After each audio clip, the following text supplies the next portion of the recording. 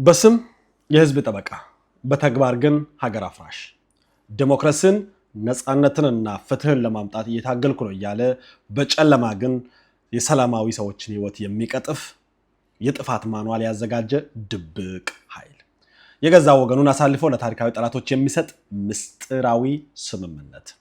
ሰላም አድማጮቻችን እንደምን አላችሁ? ይህ የመሃል ሚዲያ ልዩ የፖለቲካ ዝግጅታችን ነው። እኔ ደሳለኝ ነኝ። ዛሬ እንደተለመደው የዕለታዊ ዜና ትንታኔ ይዤላችሁ አልመጣሁም። ዛሬ የሀገራችንን የፖለቲካ አቅጣጫ፣ የዜጎችን ደህንነትና በተለይም የመዲናችንን የአዲስ አበባን ሰላምና ህልውና ፈተና ውስጥ ሊከት የሚችል አንድ እጅግ ምስጢራዊ አደገኛና ሰቅጣጭ ሰነድ ይዤላችሁ ቀርቤያለሁ። ይህ በእጄ ላይ የሚገኘውና እናንተም በስክሪኑ ላይ የምትመለከቱት ባለ 12 ገጽ ምስጢራዊ ሰነድ ራሱን የአማራ ፋኖ ብሔራዊ ንቅናቄ ወይንም አፋብን ብሎ የሚጠራውን ስብስብ በቅርቡ ያዘጋጀውንና ወቅታዊ የስትራቴጂ የፖለቲካና የኃይል ሚዛን ጥልቅ ግምገማ ሰነድ የሚል ርዕስ የተሰጠው ነው። በመጋቢት 18 2018 ዓ.ም የተዘጋጀው ይህ ሰነድ ቡድኑ በየቀኑ በሚዲያዎችና በፕሮፓጋንዳ ማሽኖች ከሚነግረን አታላይ ዲስኩር ጀርባ እጅግ አሰቃቂ የሽብርና የሀገር ክህደት ሴራ እየጠነሰሰ እንደሆነ በራሱ ቃላት ፍንትው አድርጎ የሚያጋልጥ ጠንካራ መረጃና ማስረጃ ነው። አድማጮቼ፣ ይህ ሰነድ እንዲሁ በስሜት የተጻፈ ወረቀት አይደለም። ይህ የተደራጀ ግድያን፣ የከተማ ማተራመስን እና የሀገር ማፍረስን በስትራቴጂ ደረጃ የነደፈ ማኑዋል ነው።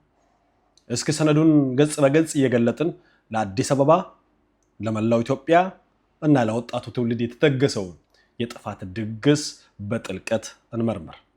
ልባችሁን ሰፋ አድርጋችሁ እስከ ዝግጅታችን ፍጻሜ ድረስ አብራችሁ እንድትቆዩ በታላቅ አክብሮት ጠይቃለሁ። ወደ መጀመሪያውና መሰረታዊ ነጥብ ስንሄድ ይህ ሰነድ የሚነግረን ትልቁ እውነት የቡድኑን ወታደራዊ ሽንፈትና መደናገጥ እንዲሁም ተስፋ መቁረጥ ስሜትን ነው። ሰነዱ በግልጽ በገጽ 2 ላይ ፋኖ አሁን ያለበትን ሁኔታ ሲገመግም የገዢው ስርዓት ስሉ እንግዲህ ብልጽግና ማለታቸው ነው፣ በተለያዩ ወታደራዊ፣ ኢኮኖሚያዊ፣ ዲፕሎማሲያዊና ፖለቲካዊ ግንባሮች ላይ ግልጽ የሆነ የአሸናፊነት ድባብ እያሳየ መሆኑን በቅንነትና በተጨባጭ መረጃዎች ያምናል ይላል። እንግዲህ በእነሱ አገላለጽ በዚህ ሁሉ ግንባር ሽንፈት እንዳጋጠማቸው ያምናሉ። እስኪ ይህንን እናስበው። በየሚዲያው አሸነፍን፣ ከተማ ተቆጣጠር፣ መንግስት ሊወድቅ ነው፣ አንደሙስ ቀረ ወዘተረፈ ሲሉን የነበሩት ሰዎች በውስጥ ምስጢራዊ ሰነዳቸው ግን ሽንፈታቸውን እያመኑ ነው። ለምን? ምክንያቱም ሰነዱ ራሱ እንደሚለው አገዛዙ እነሱ እንደሚሉት ብልጽግና መር መንግስት ማለታቸው ነው ዘመናዊ የድሮን ቴክኖሎጂ የቅኝትና የታጠቁ ድሮኖችን ነው በዚህ ላይ መግለጽ የሚፈልጉት። እንዲሁም ራዳር ወይም ከባድ መሳሪያዎችን በስፋት በመጠቀም የጦር ሜዳ ኃይል ሚዛን ሙሉ በሙሉ አዛብቶብናል ይላሉ። የተኛው እንደሆነ ባይታወቅም ንቅናቄያችን ይላሉ እነሱ። ንቅናቄያችን በከፍተኛ መስዋዕትነት ተቆጣጥሯቸው የነበሩ ስትራቴጂካዊ ቦታዎች፣ ተራራማ ምሽጎችና ቁልፍ የከተማ መግቢያዎችን በአየር ጥቃት ታግዞ ማስለቀቅ ችሏል በማለት ኪሳራቸውን ይመዘግባሉ። እዚጋ እንግዲህ የተኛውን ከተማ ተቆጣጥረው መቼ እንደለቀቁ ምናቀው ነው። በምን መልኩ እንደተቆጣጠሩ ምናቅ ነው።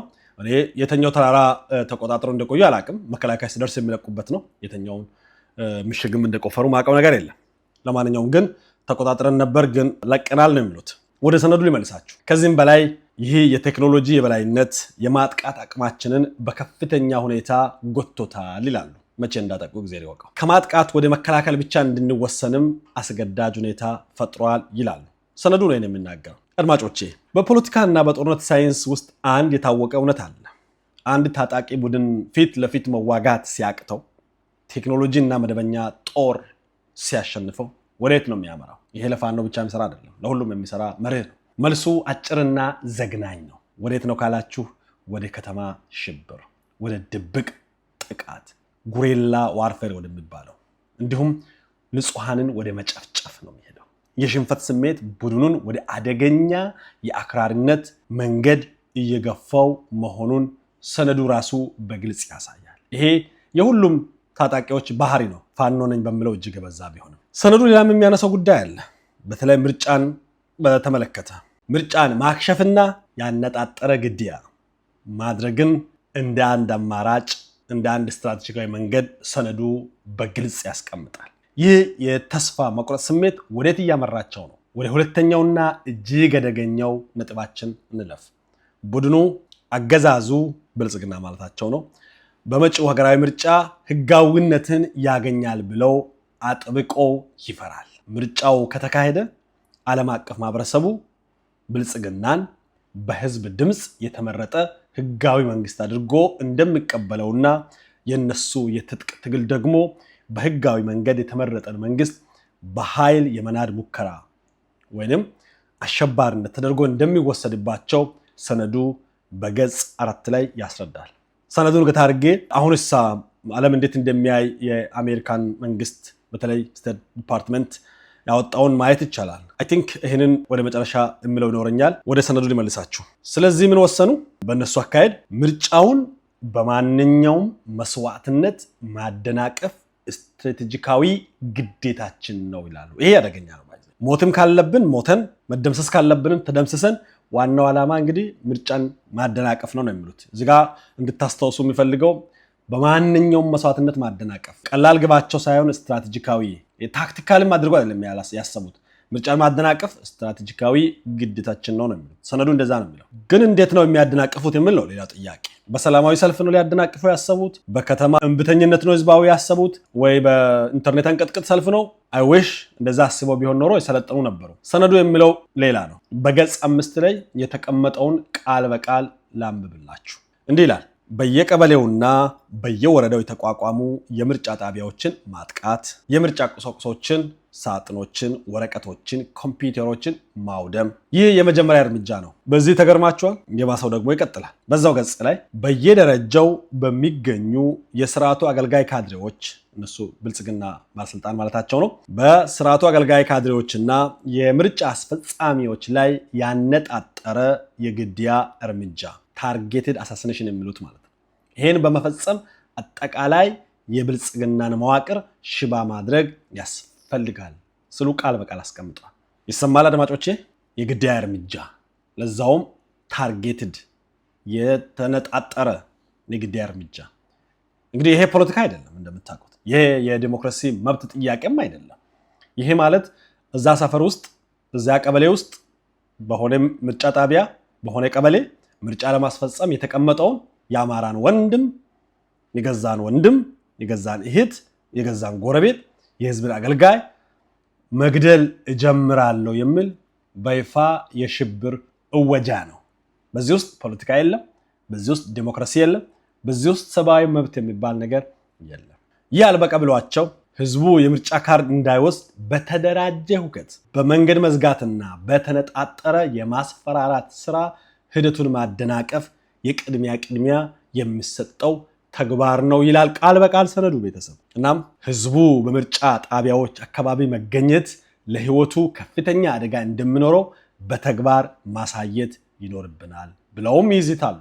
እንግዲህ ሁሉን መከልከል እንኳን ባንችል አንድ ምርጫ ጣቢያ ግድያ ብንፈጽም ህዝቡ ይፈራል ነው። እንግዲህ ይሄ ግልጽ ሽብር ነው አድማጮቼ። ይህ ግልጽ የማያሻማ የሽብር ጥሪ ነው፣ ሌላም አይደለም። ሌላ ምንም ስም ልንሰጠው አንችልም። ህዝብን በማሸበር የፖለቲካ ግብን ማሳካት፣ ይሄ ነው ሽብር። በየትኛውም ዓለም አቀፍ ህግ አሸባሪነት የሚባለው ይሄ ነው። ቴሮሪዝምን ሄዳችሁ ዲፋይን ብታደርጉ የፖለቲካ ግብን በኃይል በጉልበት ለማሳካት የሚደረግ እንቅስቃሴ ቴሮሪዝም ወይም ሽብር ይባላል። ወደ ሌላኛው አስገራሚ ነገራቸው ደግሞ ልውሰዳችሁ። አዲስ አበባን በተመለከተ አዲስ አበባን ማተራመስና የኢኮኖሚ ውድመት ማድረስ በዚህ ሰነድ ውስጥ ያስቀመጡት ሌላ ቀፋፊ ግባቸው ነው። ውድ አድማጮቼ፣ ውጊያ በገጠር በተራራማ አካባቢዎች ብቻ የሚቀር እንዳይመስላችሁ። በዚህ ሰነድ ከተካሄደ ይህ ሰነድ እኔንና እናንተ የምንኖርባትን በሚሊዮኖች የሚቆጠሩ ኢትዮጵያውያን መዳረሻ የሆነችውን መዲናችንን አዲስ አበባን የደም መፍሰስ ማዕከል ለማድረግ በእጅጉ የቋመጠና ይህንኑ በግል ያስቀመጠ ቀፋፊ ሰነድ ነው። የት ነው ያላችሁ እንደሆን በገጽ 6 ላይ ይገኛል። እንደዚህ ይላል። ኮት አድርጋለሁ። የትግላችንን አቅጣጫ ከገጠር ወደ ታላላቅ ከተሞች በተለይም ወደ አዲስ አበባ ማሸጋገር ያገዛዙን ትኩረት ለመበተንና ዓለም አቀፍ ትኩረት ለመሳብ ወሳኝ ነው ይላል ሰነዱ። ትግሉን ወደ አዲስ አበባ ማሻገር ችግር አይደለም፣ ሁሉም ሰው የሚመኘው ነው። ግን ችግሩ እንዴት ነው ይሄን ያሰቡት የሚለውን ነው አሳዛኙ እውነት። የነሱ ስትራቴጂው ብሎ የጠሩትን ቃል በቃል እንዲህ አነባለሁ። እንዲህ ይላል።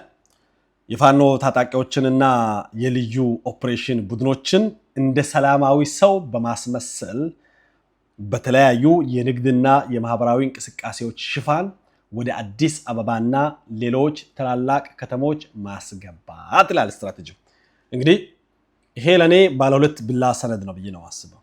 አንደኛ ከተሳካላቸው ፋኖችን በሰላማዊ ሰው አስመስለው ወይ ደግሞ ለንግድ የሚሄድ ወይ ደግሞ ለሆነ ማህበራዊ እንቅስቃሴ ሩጫ ካለ ምን ካለ የሚያደርገው አዲስ አበባ ማስገባትና እዛም ታላላቅ ከተሞች ላይ ሽብር መፍጠር ነው። ይሄ ከዛ ፊት ሞክረውት ያልተሳካ ነው። አሁን ላይ ይሄን ሐሳብ እናሳካለን ብሎ የሚያስቡት የዚህ ሰነድ አዘጋጆች ሐሳብ መንጪዎች ጌቶቻቸው ሻቢያና ወያኔ ያግዘናል ብሎ ስላሰቡ ነው። ዋናው አሁንም አዲስ አበባ ገብተው የዓለም አቀፍ ኮሚኒቲ ትኩረት ለመሳብና እንዳሉትም የመንግስትን የትኩረት አቅጣጫ ለመበተን አዲስ አበባን እንደ ዋና የትግል ማዕከላቸው እንዳሰቡ ገጠር ላይ መዞር ይብቃን እንዳሉ ያሳያል። ጥያቄው እንዴት ነው? ከገቡስ በኋላ ምን ያደርጋሉ የሚለው ነው። ቃል በቃል እንደዚህ ይላሉ። አስገራሚው ነገር ስሙኝ። እነዚህ ኃይላት በተወሰነ ቀንና ማለት በተለያዩ መንገድ አዲስ አበባ ያስገቡትን ገዳይ ቡድን ማለት በተወሰነ ቀንና በተወሰነ ሰዓት የተቀናጀው ከትና ትርምስ በመፍጠር ከተማዋን ወደ ውጊያ ቀጠናነት ይለውጧታል ብለው ያምናሉ። ይሄ ባይዘው ከዚህ በፊት ሞክሮ አልተሳካም። አሁን በተለያየ መንገድ ለመሞከር እንዳሰቡ ያሳያል።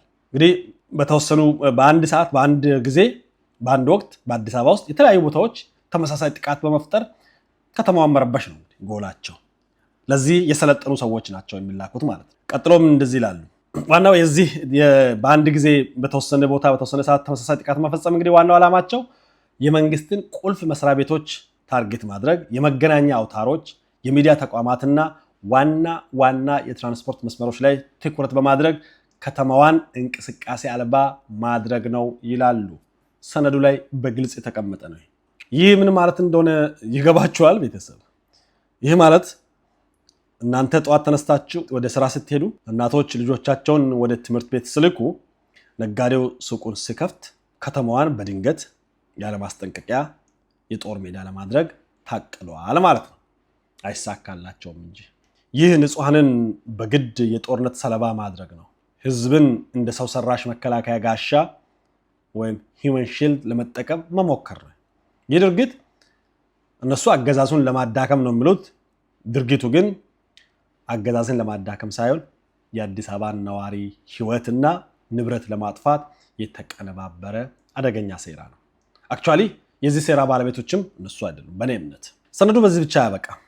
የመዋቅር ሰርጎ ገቦችና የሚዲያ ሴራን በሚል ሌላ ስትራቴጂ ያስቀምጣል። ይህ ቡድን ውጊያውን በመሳሪያና በከተማ ሁከት ብቻ አሸንፋለሁ ብሎ አያምንም። በገጽ 6 እና በገጽ 7 ላይ ሌላ አደገኛና ረቂቅ ስትራቴጂ ጽፏል። የመጀመሪያው በመንግስት መዋቅር ውስጥ ሾልኮ የገቡ ሰርጎ ገቦች መጠቀም ይላሉ። እነሱ ቀኝ የሚሉት ማለት በአገዛዙ መዋቅር ውስጥ ያሉ አመራሮችንና የጸጥታ ኃይሎችን መዋቅሩን ከውስጥ በመብላት ትልቅ ሚና ይጫወታሉ ይላል ሰነዱ። በመንግስት ውስጥ ሆነው አብሯቸው ለመስራት ፈቃደኛ ያልሆኑትን ደግሞ የማያዳግም እርምጃ እንወስድባቸዋለን ይላሉ።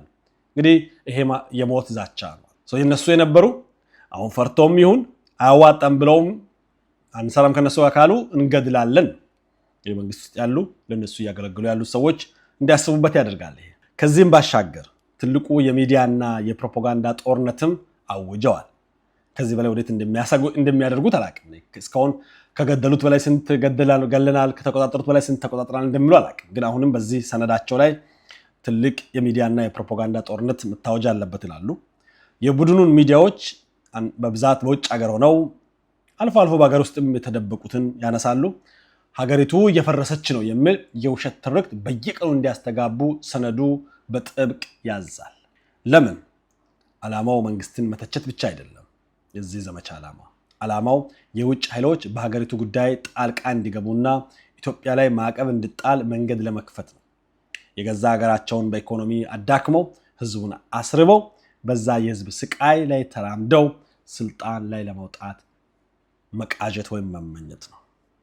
እንግዲህ ይሄ ቡድን በዚህ ሰነድ አስገራሚ ክህደት እንደ ሰነድ መዝግቦ ያየንበት ነው። ሌላኛው ክፍል ኤርትራ፣ እኔ ታሪካዊ ክህደት ብየዋለሁ። ኤርትራ በነሱ ሳውዲ እና ህወሓት ለዚህ ክህደት እንዳበቃቸው በሰነድ ውስጥ ያካታሉ። አድማጮቼ ይህንን ሰነድ ሳነብ እጅግ ያሳዘነኝ፣ እውነት ለመናገር ያስቆጣኝ እና አንጀቴንም የበላው ክፍል አሁን የምነግራችሁ ክፍል ነው። እውነት ለመናገር ራሱን እንደ ኢትዮጵያዊ ብሔርተኛ፣ እንደ አማራ ብሔርተኛ አልፎም የአማራ ህዝብ ጠበቃ፣ የኢትዮጵያ አንድነት ጠባቂ አድርጎ የሚያቀርበው ይህ ክፉ ቡድን በጨለማ ከህዝብ እይታ ውጪ ኢትዮጵያን ለማፍረስ ከማን ጋር እየሰራ እንደሆነ፣ ከማን ጋር እየተፈራረመ እንደሆነ ሰነዱ በግልጽ ያሳያል። ሰነዱን በመሃል ሚዲያ ገጽ ላይ ስለምንለጥፍ ሄዳችሁ ማየት ትችላላችሁ። ሙሉውን ስክሪን ላይ ከምታዩት በተጨማሪ ለጊዜው ይህንን ክፍል እጠቅሳለሁ። በገጽ 9ና በሰነዱ ማለት ነው በገጽ 10 ላይ እንዲህ ይላል። የኤርትራ ስትራቴጂካዊ አጋርነት በሚል ርዕስ ስር ነው ይሄን የምናየው። እንግዲህ አስቡት፣ ኤርትራ ስትራቴጂካዊ አጋር ስትሆን የኤርትራ መንግስት ይላል። የኤርትራ መንግስት ታጣቂዎችን በማሰልጠን ዘመናዊ ትጥቅ በማሟላትና የፋይናንስ ድጋፍ በማድረግ ምስጢራዊ ስምምነት እንዳደረጉ ይፋ አድርገዋል። በዚህ ሰነድ የሰነዱ ጠቃሚነት አንዱ ይሄ ነው። ይህ ሰነድ ለዓለም አቀፍ ኮሚኒቲ የሚጠቅም ለኢትዮጵያ መንግስትና ህዝብ የሚጠቅም ሰነድ ነው። በዋናነት ፋኖን ከቁብ ቆጥሬ ሳይሆን ከዛ ጀርባ ያለው የዚህ ሰነድን ባለቤት የዚህ የሽብር ባለቤት የኤርትራ መንግስት መሆኑን የሚያሳይ ነው። ከዚህ በፊትም በተደጋጋሚ ሞክሮ ያልተሳካ ነው። አዲስ መንገድ አዲስ ዘዴ የለውም የመንግስት። እንግዲህ ይሄ በዚህ ሰነድ ውስጥ በግልጽ የታየ ነው። አንዱ ትልቁ በረከት ብዬ ማስበው ነው። ይህ ብቻ አይደለም። የኤርትራ መንግስት ከሳውዲ አረቢያ ጋር ያለውን ግንኙነት በመጠቀም ለዚህ ቡድን የገንዘብና የዲፕሎማሲ ድጋፍ እያስገኘ እንደሆነ ሰነዱ ያነሳል። የሚገርማቸው ይህም እጅግ በምስጢራዊና በከፍተኛ ጥንቃቄ እየተመራ ይገኛል በማለት በኩራት ጽፈዋል በሰነዱ ላይ። የባሰው ደግሞ አለ። ትናንትና አማራን ወረረ፣ ርስታችንን ቀማ፣ ህዝባችንን አስገደለ እያሉ የዘመቱበትን እና የህልውና ጠላት ይሉት የነበረውን የትግራይ ኃይል ነኝ ብሎ ራሱን የሚጠራውን ህወሓት ዛሬ በድብቅ አብረውት ለመስራት ተስማምተዋል። እስካሁን የምትጠራጠሩ ካላችሁ በገጽ 10 ላይ በግልጽ እንዲህ ይላል። ኮት አደርጋለሁ። ከትግራይ ጊዜያዊ አስተዳደር ጋር በቅንጅት በመስራት ለጦርነት ዝግጅት እጅግ ወሳኝ የሆኑ ነዳጅ፣ የእህል አቅርቦትና ሌሎች የሎጂስቲክስ ግብዓቶች ወደ ትግራይ እንዲገቡ ይደረጋል ይላል። እንግዲህ አንዱ ቁልፍ አሳዛኝ ጉዳይም ይሄ ነው። በምላሹም ይላል እንግዲህ በትግራይ በኩል ይሄ እነዚህ ነገሮች ይገቡልኛል ብሎ ነው የሚያምነው። በትግራይ ከየት እንደሚመጣ ጊዜ ይወቀው። በምላሹ ፋኖ ምን ያገኛል ብላችሁ ከጠየቃችሁ የአማራ ፋኖ ትጥቅና ወታደራዊ ስልጠና ለማጠናከር ከአማራ ክልል ወደ ኤርትራ የሚሄዱ ታጣቂዎችን የትግራይ ኃይሎች ወይም ቲፒኤልኤፎች ተቀብለው የማሰለፍ አስፈላጊው የሎጂስቲክ ድጋፍ የማሟላትና ሌሎችም ስራ በትኩረት ይከናወናል ይላል ሰነዱ በገጽ 10 ላይ። 9ና 10ን በደንብ እንድታነቡ አሳስባቸዋለሁ። ይህን ስታነቡ ምን ይሰማቸዋል አድማጮች? ይህ የፖለቲካ ትግል ነው ወይስ ሀገር የማፍረስ የውክልና ጦርነት ፕሮክሲ ዋር? መልሱ እናንተ ጻፉልኝ። ኢትዮጵያን ለማዳከምና ለማፍረስ ከኢትዮጵያ ታሪካዊ ጠላቶች ጋር መመሳጠር፣ የመሳሪያ አጋር መሆን እንዴት ለአማራ ህዝብ ህልውና መቆም ሊሆን ይችላል? ይህ ሊሆን የሚችለው ታሪካዊ ክህደት ብቻ ነው። ሌላ ቃል ካለ አላውቅም። በገዛ ወገን ላይ የተፈጸመ ታላቅ የፖለቲካ ቁማር ብየዋለሁ። አቅም የላቸውም እንጂ። ወደ መጨረሻውና አስደንጋጭ ነጥባችን ስንመጣ ይህ ሰነድ እንደገለጸው ይህ ቡድን የህዝብ ድጋፍ ፈጽሞ እንዳለው አድርጎ ያስባል። ህዝቡ አቅፎ እንደያዘም በተደጋጋሚ በሚዲያዎች ይነግረናል። ሰነዱ ላይ ግን በገጽ 10 የውስጥ እውነታዎች ምን ያህል ዘግናኝ እንደሆኑ ያጋልጣል። ታጣቂ ለማግኘት የሰው ኃይል ግንባታና የግዳጅ እርምጃዎች በሚል ርዕስ ስር ምን ይላል ካላችሁ እንደዚህ ነው የሚለው። ቃል በቃል ነው ማነብላችሁ። እንዲህ ይላል። እድሜያቸው ከ15 ዓመት በላይ የሆኑ ወጣቶችን በሙሉ ወደ ትግሉ መስመር እንዲገቡ ሲል ያዛል። 15 ዓመት ገና የልጅነት ዓመት፣ የልጅነት አእምሮ ያልዳበረን ትምህርት ቤት መዋል ያለበትን ህፃን ለጦርነት መንገድ፣ ለጦርነት ማጨት፣ ለጦርነት መማገድ። ይሄ እኮ ዓለም አቀፍ የጦር ወንጀል ነው። ቤተሰብ ህፃናት በሰነድ የምታስቀምጠው አይደለም። ቢያንስ በውስጥ ብታደርግ እንኳን በሰነድ አታስቀምጠውም። የዚህ ቡድን ድንቁርና ሁሌ የሚገርመኝ ለዚህ ነው። ህፃናትን ወታደር ማድረግ በየትኛው የዓለም አቀፍ የሰብአዊ መብት ህግ በጥብቅ የሚያስቀጣ የምንወር ወንጀል መሆኑን እንኳን ይህ ኃይል አያውቅም። ሌላው አስገራሚ ነገር ደግሞ አይደለም 15 ዓመት እና ከዛ በላይ ወደ ወታደር እንዲገባ ወደ ትግል እንዲገባ ማድረግ እንዳቅጣጫ ከያዙ በኋላ ምንድነው የሚሉት? እምቢ ብሉ፣ ወይ በወላጆቻቸው ወይ በልጆችም ውሳኔ እምቢ ብሉ። ምን ይፈጠራል የሚለውን እንዲህ ይላል። ፈቃደኛ ላልሆኑት ትምህርታቸውን ለሚፈልጉት አማራጭ አለ ብላችሁ ብትፈልጉ የለም። ሰነዱ ያለምንም ርህራሄ እንደዚህ ይላል። ቃል በቃል ነው ማነብላችሁ። የትግሉን ታላቅ ዓላማ ለመቀበል ዳተኝነት የሚታይባቸው ወይም ወደኋላ የሚሉ ወጣቶች ላይ አስፈላጊው የአፈናና የግዳጅ እርምጃ ይወሰዳል። ማንም ሰው በገለልተኝነት እንዲቀመጥ አይፈቀድም። አስፈላጊ ሆኖ ሲገኝ በግዳጅ ወደ ጦር ግንባር እንዲቀላቀሉ የማድረግ እርምጃ ተጠናክሮ ይቀጥላል።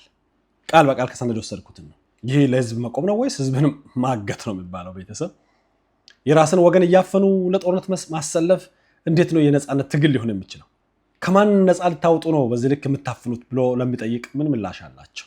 ጠላት የሚሉት ኃይል ምንድን ያደረገው ከዚህ የበለጠ ከዚህ ጋር የሚተካከል ያደረገ ነገር አለ ወይ? እነዚህን ጥያቄዎች ለሚጠይቅ ሰነዱ ምላሽ የለውም። ወደ ማጠቃላይ ልውሰዳችሁ አድማጮቻችን። እውነታው ያፈጠጠው እውነት አሁን ያየነው ነው። የአማራ ፋኖ ብሔራዊ ንቅናቄ ወይም አፋብን ያዘጋጀው ይህ ሰነድ እነሱ የስትራቴጂ ሰነድ ይላሉ፣ የነፃነት የዲሞክራሲና የፍትህ ጥያቄ ይላሉ። እውነታ ግን ይህ ሰነድ ስትራቴጂ ሰነድ አይደለም፣ የነፃነት ሰነድ አይደለም፣ የዲሞክራሲ ሰነድ አይደለም፣ የፍትህም ጥያቄ የለውም በሰነድ ውስጥ።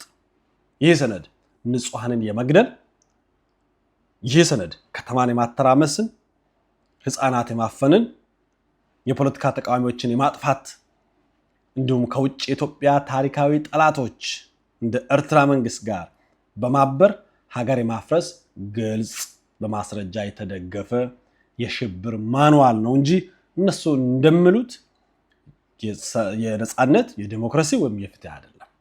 ይህንን ሰነዱን ያየ ያነበበ ኮመን ዲሰንስ ያለው ማንም ሰው ሊረዳው የሚችል እውነት ነው።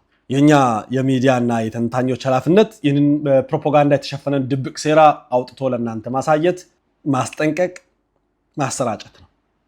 እያንዳንዱ ኢትዮጵያዊ በተለይም የመዲናችን የአዲስ አበባ ነዋሪ፣ የክልል ከተማ ነዋሪዎች ይህንንም አደገኛና የደም አፋሳሽ እቅድ ነቅቶ እንዲጠብቅ፣ እንዲያወግዝ፣ እንዲያከሽፍ መረጃ ማካራት ነው። ሌላ ስሜት የለንም፣ ሌላ ስሌትም የለንም። ከስሜትና ከፕሮፓጋንዳ ጀርባ ያለውን አስደንጋጭነት ማወቅ፣ ሀገራችንን ከጥፋት ኃይሎች መጠበቅ የሁላችን ግዴታ ነው። ይህን እጅግ አሳሳቢ ጥልቅና የሰፊ የፖለቲካ ትንታኔ በመሃል ሚዲያ ሳቀርብላችሁ ቆየሁት። ደሳለኝ ነኝ። ይህ መረጃ ማስረጃ ለሁሉም ኢትዮጵያውያን እንዲደርስ ይህንን የድምፅ ዘገባ ለወዳጅ ጓደኞቹ እንዲያጋሩ በጥብቅ አሳስባለሁ።